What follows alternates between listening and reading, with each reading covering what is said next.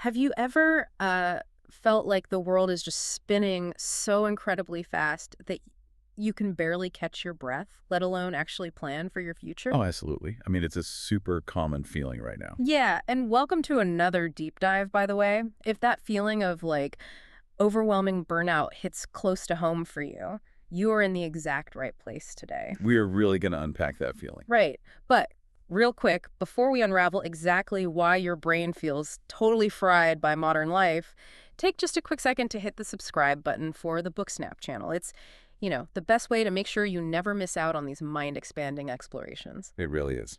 So today we're exploring a concept that explains the hidden forces accelerating our world. And we're going to reveal why someone making you wait, like actually running late, might be your secret weapon for survival. Which sounds completely backwards, right? Totally backwards. Yeah. I mean, usually when someone is late, you're just annoyed. Exactly. But our mission for this deep dive is to figure out how we can maintain our balance and, frankly, our humanity in a world that's moving exponentially faster than our biological brains were designed to handle. So let's get into it. We're pulling all of this from Thomas L. Friedman's book, Thank You for Being Late. And the whole premise actually started at a cafe. Right, the cafe story. Yeah. So Friedman was waiting for a friend who was running, like, noticeably late. And normally, you'd pull out your phone, scroll, check emails, get frustrated. Just fill avoid. Exactly. But he didn't. He realized that for the first time in years, he actually had a moment of totally uninterrupted time for deep reflection. He just sat there, and it hit him that the danger we face today isn't change itself. Because we've always dealt with change. Right. Humanity adapts. The danger is the unprecedented speed of change. It's leaving us with literally no time to understand what's happening. And that's the macro level view of why everything feels so overwhelming. It's not just one thing changing, it's three massive forces. The three accelerations. Yeah, exactly. You have technology, globalization, and climate or environmental change. And they are all accelerating simultaneously. And it's not a linear speed either. No, not at all.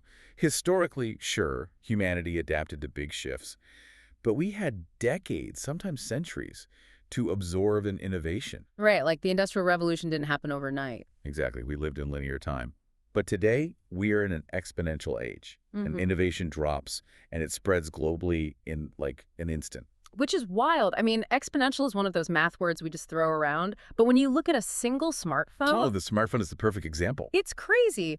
One phone now contains a library, a bank, an entire office, and a production studio. All in your pocket. Right. And because of that, a tiny company can topple a legacy giant in a matter of months. And this is where the friction happens. The biological friction. Right. I was thinking about this. It's kind of like our biologically evolved brains are runners, right? Like, we trained for a steady marathon. I like that analogy. And suddenly we are shoved onto a treadmill that is cranked up to a dead sprint, and someone is still hitting the speed up button.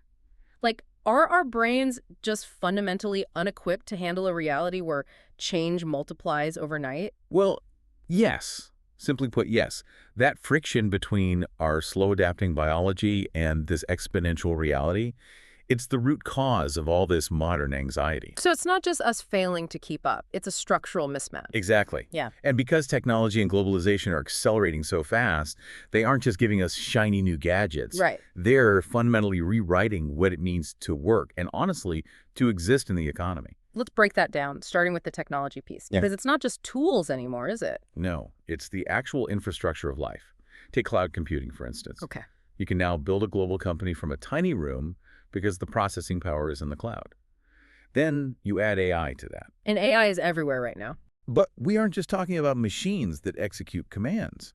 We're talking about machines that learn, that decide, that analyze. They are wiping out routine cognitive skills. Wow. Yeah. And then this is the crazy part. You connect that AI and the cloud to the Internet of Things. So like smart cars, smart watches. Cars, watches, Right. entire factory floors, they are all constantly exchanging data. It creates these massive digital platforms. Right, like companies that control entire markets through user networks, but they don't even own the traditional assets. Exactly. They own the network, So then you layer globalization on top of that. which has also completely changed. Right, because I remember when globalization just meant, like, international trade, Yeah. shipping boxes across the ocean. Yeah, traditional imports and exports. But now it's an instant global collaboration network. Like a product can be designed in one country, manufactured in another, marketed in a third, and financed in a fourth, all at the exact same time. It's seamless. Yeah. And look, there are huge pros to this. It spreads knowledge, it drives economic growth in developing areas. Which is great. It is. But the con is the fierce competition. You aren't just competing with your neighbor for a job anymore. You're competing with someone on another continent who might be willing to do it for less, using the exact same digital tools. Wait, okay, so let me pause you there. If machines are doing all the routine thinking, right? Yeah. And the entire globe is now my direct competition, then the question of what is your job doesn't even make sense anymore. You nailed it.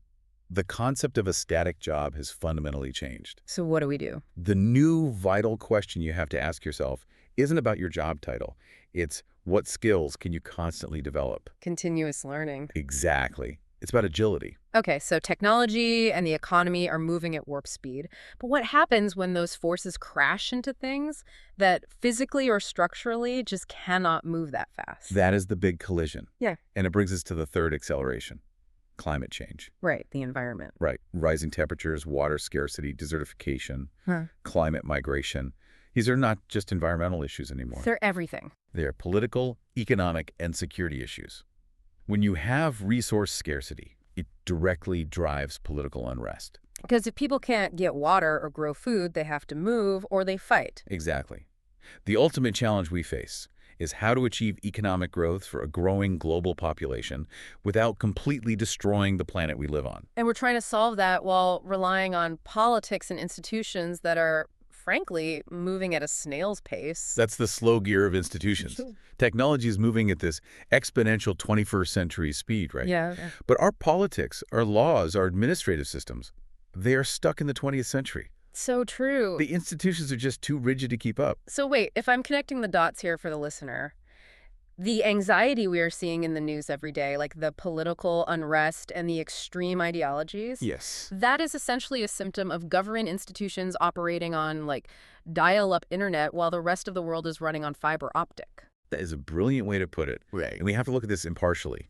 When systems fail to provide security during rapid transitions, people feel like the world is spiraling completely out of control. It's terrifying for people. It really is. And on top of that, this modern borderless world we live in weakens our traditional ties. Permanent jobs are gone. Local communities are fractured. Extended families are spread out all over the country. People are just feeling totally lost. Because humans desperately need two things. We need openness to the world, but we also have a deep biological need for a sense of belonging. A tribe. Exactly. So when they lose that stability, people naturally retreat into ideological extremes. They're just trying to find the belonging and the stability that they've lost. It's a completely natural human reaction to profound disorientation. Wow. Okay, so the world is accelerating. We can't stop the tech. We can't unglobalize the globe. And our institutions are lagging way behind. Right. So how do we, and I mean, listener tuning in right now, how do we actually survive and thrive in all this chaos? The answer isn't to try and stop the change. You can't. The answer is to adapt through something called deep resilience. Deep resilience. Okay, how does that look on an individual level? For individuals, it means embracing that continuous learning we talked about. But it also heavily involves focusing on your mental health. Which makes sense if our brains are on that crazy treadmill. Exactly. And you have to actively build your networks. Your community is your safety net when institutions lag behind. And what about on a larger scale? For societies and states, it means building flexible institutions. We need social safety nets specifically for people transitioning between these massive economic shifts. And we have to heavily encourage entrepreneurship. Because the old jobs aren't coming back. They aren't. But to do any of this, we need a massive shift in education. Oh man, yeah, the sources were really interesting on this because traditional schools were built for the industrial age. Right? Completely. They were designed to produce instruction followers. Sit in a row, ring the bell, do the routine. But AI can follow instructions better than any human ever could. Exactly. So today's world doesn't need instruction followers. It requires problem solvers. The new vital skills are critical thinking, teamwork, self-learning, and mental flexibility. So education isn't just a life stage you finish when you're 22 anymore. No, it is a lifelong, continuous process. Which brings us to the most mind-bending part of this whole book. With all this talk about speed and constant learning, the ultimate thesis is actually about the power of slowing down. It really is the paradox of our time. It reminds me of driving a race car. You don't win a race by just taping the gas pedal to the floor. Yeah. You just crash into the first wall. You'd be done instantly. You only survive if you know exactly when to brake, when to slow down, and how to steer through the corners. That is the perfect analogy. In a fast world, we desperately need moments of slowness just to understand what is happening. True innovation, making wise decisions, that requires time. And the world isn't going to slow down for us. No, it won't. So we must actively carve out spaces for reflection. We have to use technology without losing our humanity. We have to open up to the world without losing our roots. And most importantly, we have to slow down our minds in order to actually understand the fast world around us. Because ultimately, success doesn't just belong to the smartest person. It belongs to the most adaptable and the most cooperative. Wow.